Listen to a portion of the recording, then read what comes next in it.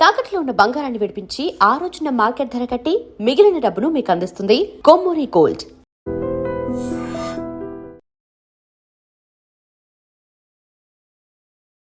నమస్కారం, welcome to I dream. ధర్మ మార్గం విత్ విజిత కార్యక్రమానికి స్వాగతం.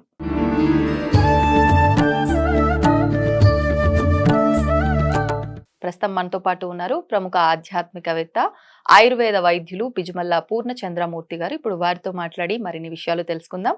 ముఖ్యంగా మనకెన్నో సందేహాలు ఉంటూ ఉంటాయి, కొన్ని విషయాల్లో వాటి గురించి అడిగి తెలుసుకునే ప్రయత్నం చేద్దాం. నమస్కారం అండి. నమస్తే అండి. అయితే మనకి పండుగలు అనేవి ఒక జ్ఞానాన్ని, విజ్ఞానాన్ని మనకు అందిస్తూ ఉంటాయి. నిజంగా మనం అందులోని సారాంశాన్ని కనుక కరెక్ట్గా తీసుకున్నట్లయితే. అయితే ఒక్కొక్క పండుగకి ఒక్కొక్క విధానము ఉంటుంది, ఒక్కొక్క ఆచరణ ఉంటుంది. దాని నుంచి మనకు వచ్చే మెసేజ్ కూడా ఒక రకంగా ఉంటుంది. ముఖ్యంగా సంస్కృతి సాంప్రదాయాలకు పెట్టింది పేరు ఇవన్నీ కూడా, మన పండుగలు, మనం ఆచరించే విధానాలు. ప్రస్తుతం మనకు రాబోతున్న పండగ మహాశివరాత్రి. మరి మహాశివరాత్రి అసలు ఎందుకు జరుపుకుంటున్నాము అంటే, ప్రతి నెల ఉన్న 12 మాసాల్లో ఒక్కొక్క మాసంలో ఒక్కొక్క శివరాత్రి వస్తుందట. కానీ ముఖ్యంగా ఈ మహాశివరాత్రి అంటే సంవత్సరంలో ఒక్కసారి వచ్చే ఈ శివరాత్రిని మాత్రం చాలా ఘనంగా జరుపుకుంటారు ప్రతి ఒక్కరు. ఎందుకని, దాని వివరణ, అసలు ఎలా జరుపుకోవాలి? చాలా మంచి ప్రశ్న వేశారు. యశివో నామరూపాభ్యాం యాదేవి సర్వమంగళ తయో సంస్మరణాత్ పుంసాం సర్వతో జయమంగళం అని మనకు ప్రాచీనంగా పెద్దలు చెప్తూ వస్తున్నారు. పార్వతీ పరమేశ్వరులు వారి యొక్క నామస్మరణ, రూపస్మరణ ఈ రెండు కూడా ఎంతో మంగళదాయకములు. శివపార్వతులు ఆది దంపతులు అని మనం చెప్పుకుంటాం. అవునండి. అయితే అమ్మవారికి సంబంధించి శరన్నవరాత్రి చేసుకుంటాం. అదే పరమేశ్వరుడికి శివరాత్రి జరుపుకుంటాం. మీరు అన్నట్టుగా ప్రతి మాసంలో మాస శివరాత్రి అంటే కృష్ణపక్షంలో వచ్చేటువంటి చతుర్దశి తిథిని మనం శివరాత్రి, మాసం వచ్చేది మాస శివరాత్రి. అయితే ఇప్పుడు వచ్చేది మాఘమాసం బహుళపక్షంలో వచ్చేటువంటి చతుర్దశి తిథిని రేపు 15 ఫిబ్రవరి రోజున మనం మహాశివరాత్రిగా జరుపుకుంటాం. స్వశ్రేయసం శివం భద్రం కళ్యాణం మంగళం శుభం అంటే, శివ అంటే మంగళప్రదుడు అని అర్థం. ఇది మంగళకరమైనటువంటి రాత్రి అంటే సింపుల్ గా అంతా శుభం అంతా శుభాన్ని. స్వశ్రేయసం శివం భద్రం కళ్యాణం మంగళం శుభం. మీరన్న శుభం అనే పదం అక్కడ వచ్చింది చూడండి. అవును. కాబట్టి ఇది శుభరాత్రి. ఇటువంటి రాత్రిలో ఎందుకు ఇంత విశేషం ఉంది అంటే, ఒక ఐతిహ్యం ఉన్నది. ఏంటి అంటే, ఒకనాడు శివుడు ఒక పెద్ద అగ్నిస్తంభంగా ప్రత్యక్షమై ఆది మూలములు ఏమీ లేని అద్భుతమైన రూపంగా ఆయన వచ్చారు. దాన్ని లింగోద్భవం అని అంటారు. అయితే అంటే ఉద్భవించిన రోజు లింగోద్భవం. అవును, లింగ రూపంలో ఆయన ఉద్భవించిన రోజు. ఆద్యంతములు లేవు, కానీ బ్రహ్మ విష్ణువులు ఆద్యంతములు కనుగొనడానికి ప్రయత్నం చేశారన్నమాట. కానీ కనుక్కోలేకపోయారు. విష్ణువు పై భాగానికి, బ్రహ్మ కింది భాగానికి ఇలా వెళ్తూ ఎక్కడా కనుక్కోలేకపోయారు. అటువంటి అద్భుతమైనటువంటి ఒక రూపం ఆవిర్భవించిన రోజు మాఘ బహుళ చతుర్దశి అని, అది మహాశివరాత్రి అని.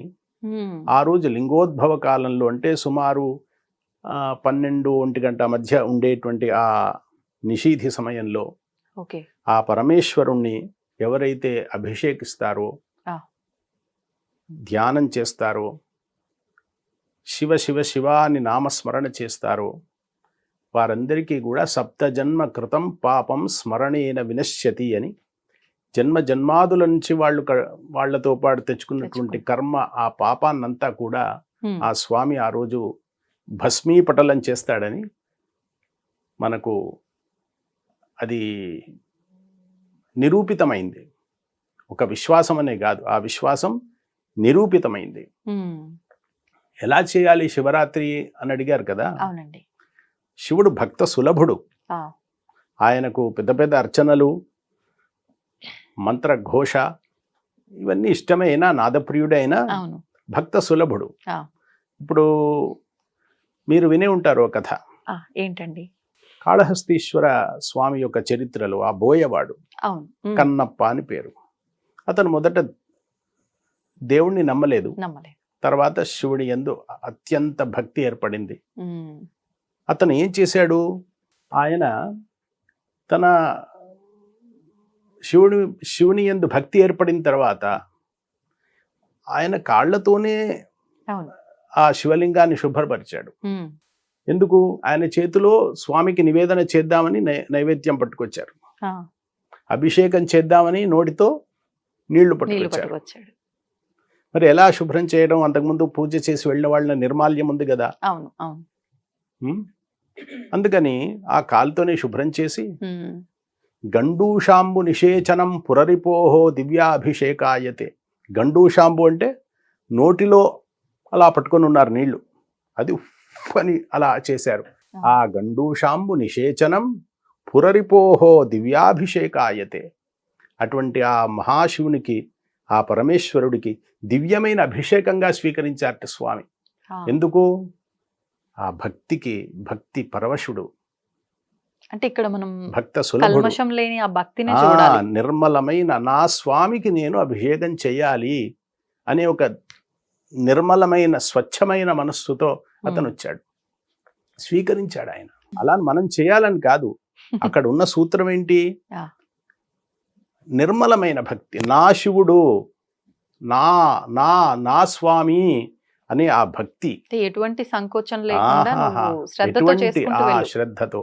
శ్రద్ధతో మీరు ఒక చెంచాడు, ఆ చెంచా నీళ్లు ఉద్ధరిణతో నీళ్లు పోసి శివ శివ మహాదేవ మహాదేవ మహాదేవ అని 3 సార్లు అంటే సమస్త వేదముల యొక్క పారాయణం చేసిన ఫలితం ఇచ్చేటువంటి స్వామి ఆయన.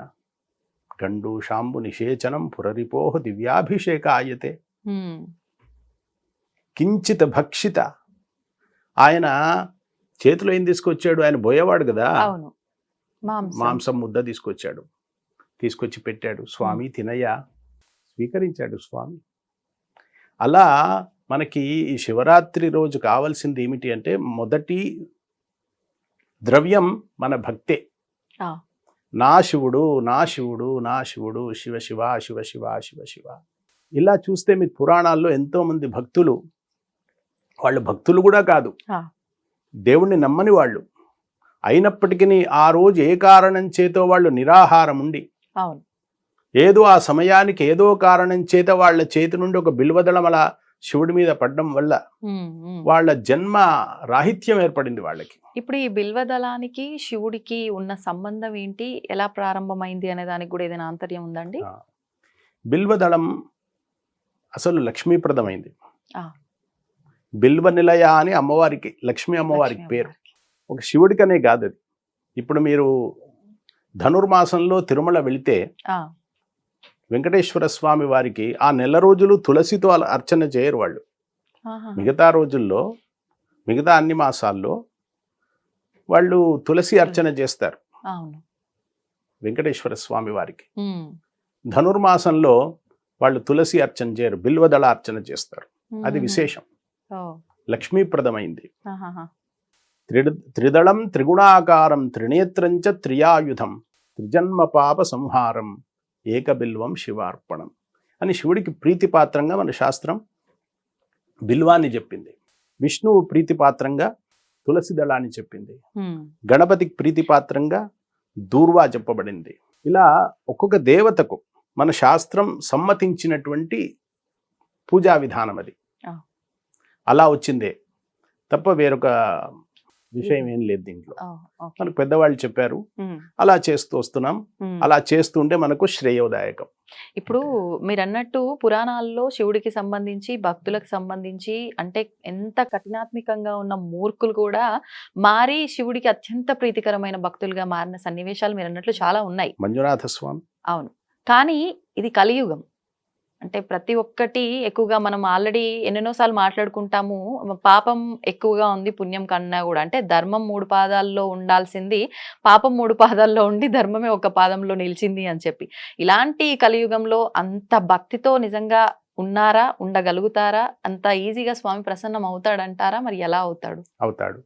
నమశివాభ్యాం కలినాశకాభ్యాం కంకాళ కళ్యాణ వపుర్ధరాభ్యాం కైలాస శైలస్థిత దేవతాభ్యాం నమో నమ శంకర పార్వతీభ్యాం అనే ఆదిశంకర కృత ఈ శ్లోకంలో నమశివాభ్యాం కలినాశకాభ్యాం, కలి యొక్క దోషాన్ని ఖండించేటువంటి అపారమైనటువంటి ఆ శక్తి, ఆ వైభవం అంతా కూడా పరమేశ్వరుల్లో నిహితమై ఉంది.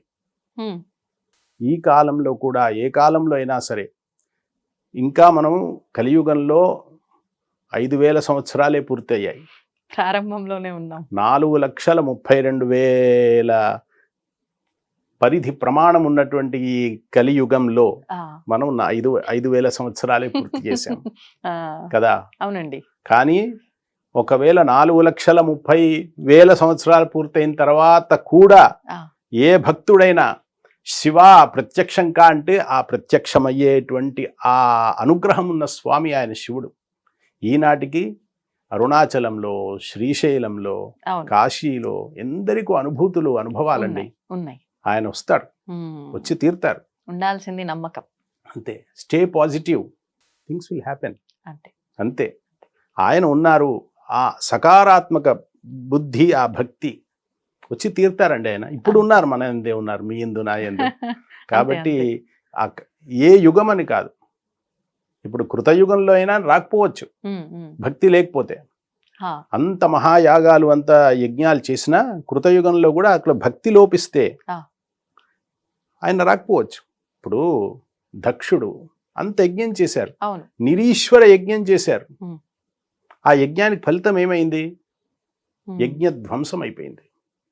భక్తి, ఆ తత్వాన్ని మీరు స్వీకరించి, అంగీకరించి, అనుభవించి, ఆస్వాదించి మీలో లీనం చేసుకోవాలి. తల్లీనమైపోతేనే అది లింగం. శివలింగం అంటే ఏంటి? అన్ని శక్తుల్ని, అన్ని తత్వాల్ని, అన్నిటినీ తనలో లీనం చేసుకొని అన్ని రూపాలు తానే, ఏ రూపం తాను కాకుండా మనకి వ్యక్తమయ్యే రూపం లింగం. శివలింగానికి ఏ రూపం ఉందండి? మీరు అక్కడ ఏం చూస్తున్నారు?